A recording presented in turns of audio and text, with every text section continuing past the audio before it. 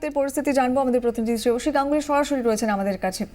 শ্রেয়সী, একেবারে শেষ মুহূর্তের প্রস্তুতি বলা ভালো, কারণ আর কিছুক্ষণের মধ্যেই মূল অনুষ্ঠান শুরু হয়ে যাবে, মুখ্যমন্ত্রীও চলে আসবেন, সেখানে শপথ নেবেন দ্বিতীয়বারের জন্য মমতা বন্দ্যোপাধ্যায়। এখনকার কি ছবি রেড রোডে?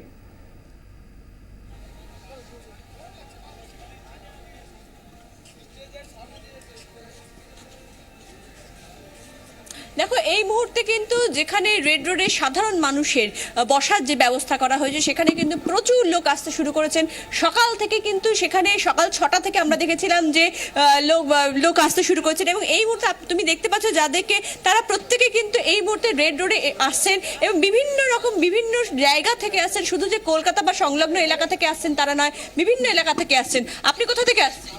মুর্শিদাবাদ থেকে এসছেন এখানে? কেন এসছেন? ওই মমতা দিদিকে দেখতে। মমতা দিকে দেখতে? আচ্ছা, আপনি কোথা থেকে এসেছেন? আমি খানাকুল থেকে। এই শপথ গ্রহণ অনুষ্ঠান দেখার জন্য? হ্যাঁ, ভোর 4টেই।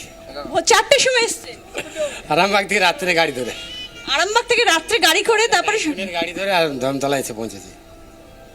বুঝতেই পারছো কিরকম উৎসাহ। গতকাল রাত্রে এরা বাড়ি থেকে বেরিয়েছেন, বেরিয়ে তারা এখানে এসেছেন শুধুমাত্র এই শপথ গ্রহণ অনুষ্ঠানে তারা সাক্ষী থাকতে চান। সেই জন্য শুধু তাই নয়, পুলিশের পক্ষ থেকে এবং কলকাতা কর্পোরেশন এবং প্রশাসনের পক্ষ থেকে কিন্তু রীতিমতো এই অনুষ্ঠান ঘিরে বিভিন্ন রকম ব্যবস্থা নেওয়া হয়েছে। মূলত ব্যবস্থা কিন্তু নেওয়া হয়েছে এক্ষেত্রে যে বৃষ্টি যদি হয়, কারণ তুমি দেখতে পাচ্ছ এই মুহূর্তে মেঘলা হয়ে রয়েছে, সকালবেলা কিন্তু ঝিরঝিরে বৃষ্টিও হয়েছে এবং আবহাওয়া দপ্তর কিন্তু একেবারে বৃষ্টি হবে না সেরকমটা বলছে না, তবে ভারী বৃষ্টির সম্ভাবনা নেই, কিন্তু মাঝে মাঝে ঝিরঝিরে বৃষ্টি হতেই পারে, সেরকম কিন্তু একটা বিষয় শোনা যাচ্ছে। ফলে সামগ্রিকভাবে সেই বিষয়টা নিয়ে কিন্তু একটু চিন্তার জায়গায় রয়েছে এবং কর্পোরেশনের পক্ষ থেকে কিন্তু 14খানা মেশিন লাগানো রয়েছে এখানে, পাম্পিং মেশিন, যাতে কোনোভাবে এখানে জল জমতে না পারে।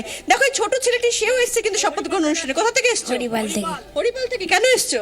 হরিপাল থেকে মিটিং শুনতে। হ্যাঁ, মিটিং শুনতে এসছো?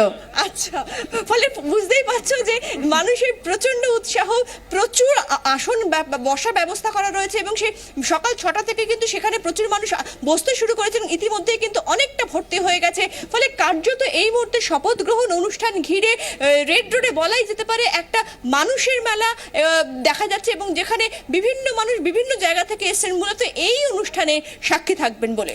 একেবারে, এবং সাজো সাজো রব শ্রেয়সী বলাই যায়। আর যেটা জানতে চাইবো, প্রচুর ভিভিআইপিও আজকে আসছেন, ইতিমধ্যেই জানা যাচ্ছে যে তার পাশাপাশি সাধারণ মানুষ তারাও এসে পৌঁছচ্ছেন। এছাড়া মন্ত্রিসভার সদস্যরা তো থাকবেনই, নতুন মন্ত্রী বেশ শপথ নেবেন অনেকেই। মমতা বন্দ্যোপাধ্যায় নিজে আর কিছুক্ষণের মধ্যে উপস্থিত হবেন। নিরাপত্তা ব্যবস্থা আঁটোসাঁটো আমরা দেখেছি, তুমি নিজে ওখানে রয়েছো, সত্যি ঠিক কিরকম নিরাপত্তার বেড়াজাল চোখে পড়ছে?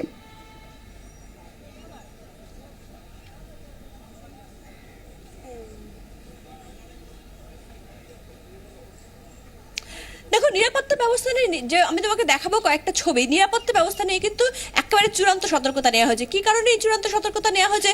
তার কারণ এখানে যে এই মুহূর্তে কিন্তু শুধুমাত্র ভিআইপি বা ডিগনিটারিজরা নন, তাদের সঙ্গে কিন্তু সাধারণ মানুষের জন্য জায়গা করে দেওয়া হয়েছে। তুমি দেখতে পাচ্ছ যে প্রত্যেকটা যে গেট, অর্থাৎ যেখান দিয়ে সাধারণ মানুষ ঢুকবেন, সেখানে প্রত্যেকটা জায়গায় কিন্তু মেটাল ডিটেক্টর বসানো রয়েছে, যাতে প্রত্যেক সময় এবং প্রতি মুহূর্তে কিন্তু চেক হচ্ছে সেখানে। অর্থাৎ সাধারণ মানুষ যারা ঢুকবেন, যে গেটগুলো দিয়ে তারা ঢুকবেন, সেখানে মেটাল ডিটেক্টর এবং অন্যান্য সিকিউরিটি অ্যারেঞ্জমেন্ট রয়েছে। অন্যদিকে সাধারণ মানুষের যে বসার জায়গাটা, সেখান থেকে ভিআইপি যে এনক্লোজারটা, অর্থাৎ ভিআইপিরা যেখানে বসবেন, সেই জায়গাটা কিন্তু একেবারে আলাদা করে রাখা হয়েছে। সেখানে বিভিন্ন স্তরে স্তরে ব্যারিকেড করে রাখা হয়েছে এবং একেবারে সামনের স্তর 3টে মূলত স্তর করা হয়েছে সেইখানে ভিআইপিতে বসার জন্য, এবং প্রত্যেকটা স্তরে কিন্তু প্রচুর পুলিশ মোতায়েন করা রয়েছে। শুধু তাই নয়, বিভিন্ন জায়গায় কিন্তু ওয়াচ টাওয়ার তৈরি করা হয়েছে এবং পেছনে যারা বসবেন তাদের একটু সরে যান, তাদেরও যাতে কোনো রকমের দেখতে অসুবিধা না হয়, তার জন্য কিন্তু বিভিন্ন জায়েন্ট স্ক্রিনের ব্যবস্থা করা হয়েছে বিভিন্ন জায়গায়। ফলে সেই জায়েন্ট স্ক্রিনের মাধ্যমে